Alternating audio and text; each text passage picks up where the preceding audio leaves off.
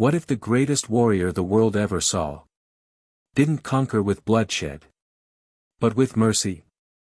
This is the story of a man born in chaos, trained to fight, destined to rule. But when the moment came to unleash destruction, he chose a weapon stronger than swords. He chose peace. And in doing so, he changed the fate of an entire continent. You've heard tales of warlords, emperors, conquerors. But you haven't heard of Ashan of the Three Valleys. Because the world remembers violence. But today, we remember something greater. Let me take you back to the fire where warriors were born, and peace was forged like steel. The making of a warrior. Ashan was born during the long winter wars. A time when every valley in the east fought to control the rivers and the trade routes. At age 9, he watched invaders burn his village. At 11, he swore revenge. At 14, he killed his first man. They called him the Storm's Son, swift, brutal, unstoppable. By 19, he commanded an army that had never known defeat. His followers believed he was destined to unite the Three Valleys with steel and fire. But something in Ashan was different. He fought like a monster, but questioned like a monk. And in the quiet after battle, he wondered, is this truly strength, or just survival? The tide of war.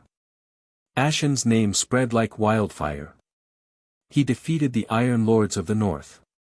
He broke the desert pact in the south. And with each victory, his enemies grew more afraid. But inside, Ashan was crumbling. He saw children without fathers. He heard prayers for rain interrupted by screams. And when he looked at the throne he was building, all he saw was a graveyard. Then came the moment. The final war. If he attacked the river kingdoms, he would rule everything. The world was watching. His generals waited. And Ashan disappeared. The silence before the peace.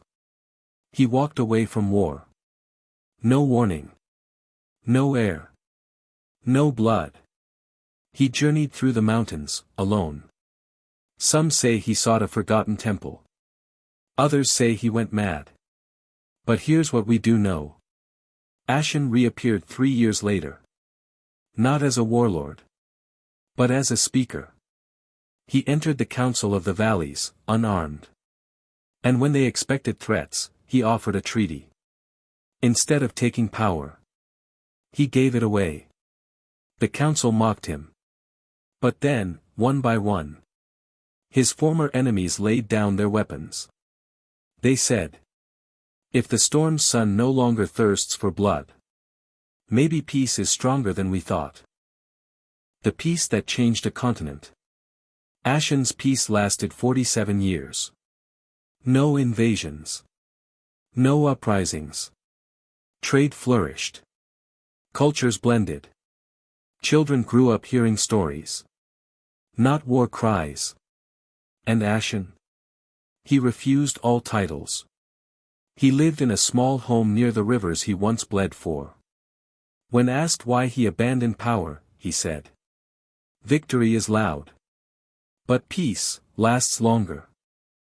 The world that forgot him. After Ashan died, empires rose and fell. Peace was forgotten. And so was he. Warriors got statues. Ashan got silence. But centuries later, a young historian uncovered letters, written in Ashan's own hand, describing how each war broke a part of him. How every sword he raised felt heavier than the last. And how peace was not weakness, but the bravest battle he ever fought. Today, our world is filled with noise, conflict, division, anger. But somewhere in the silence, Ashan still speaks. Not in shouts, but in choices. Every time you hold back from hate, every time you choose truth over violence, you echo the warrior who chose peace. And maybe that's the kind of hero we need now. Not louder voices, but braver ones. Ashan once held the power to burn kingdoms to ash.